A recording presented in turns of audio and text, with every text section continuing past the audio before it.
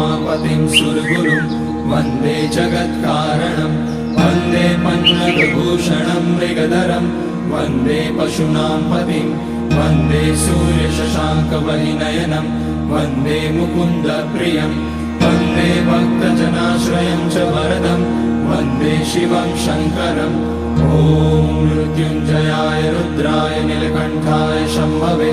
अमृतेशाय शर्वाय महादेवाय ते नमः। नमस्तेस्तु भगवन् विश्वेश्वराय महादेवाय त्र्यम्बकाय त्रिपुरान्तकाय त्रिकाग्निकालाय कालाग्निरुद्राय नीलकण्ठाय मृत्युञ्जयाय सर्वेश्वराय सदाशिवाय श्रीमान् महादेवाय नमः। ॐ नमः शम्भवाय च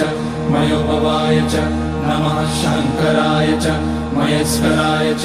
नमः शिवाय च शिवतराय च ॐ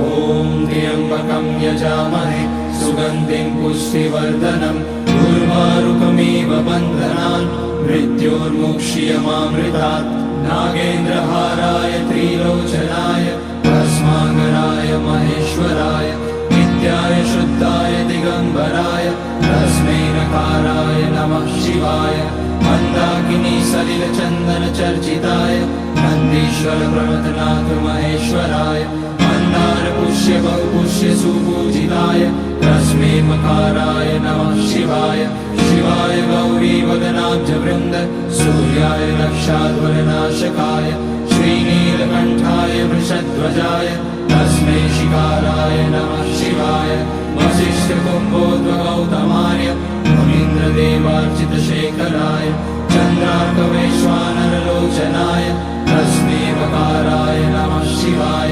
यज्ञस्वरूपाय जटाधराय पिनाकहस्ताय सनातनाय दिव्याय देवाय दिगम्बराय तस्मै यकाराय नमः शिवाय पञ्चाक्षरमिदं पुण्यं यः पठेत शिवसन्निधौ शिवलोकमवाप्नोति शिवेन सह